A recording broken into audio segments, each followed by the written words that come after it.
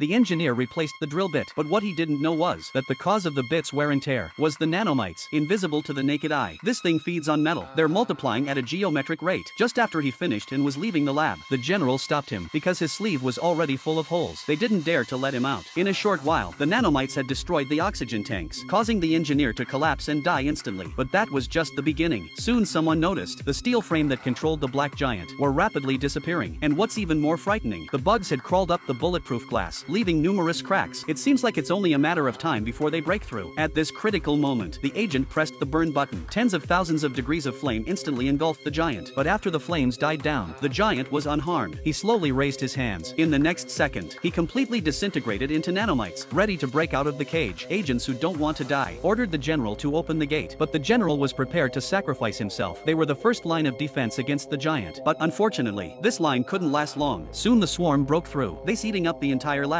Luckily, the army was outside, ready to attack. Just after the lab was lost, the steel door, weighing several tons, gradually deformed, and then ejected straight out. Seeing the swarm escape, the commander immediately called for an attack. At once, machine guns and missiles were fired in one direction, but instead of stopping the swarm of nanites, they accelerated their reproduction. Soon, the nanoworms swept through the entire army, devouring everyone. The Secretary of Defense got word that the swarm was headed for the city, and their next target is the truck in front of us. The driver noticed that the windshield was a little dirty and tried to wipe it down with his windshield wipers, but the next moment, the swarm is fast approaching. In a flash, the truck disappears. Even the nearby signage has been wiped out in a flash. The only one who could resolve this crisis was the alien Jack, who looked very similar to humans. So Jack went into the wild. He summoned a ball of light from the water and began a plan to save the planet.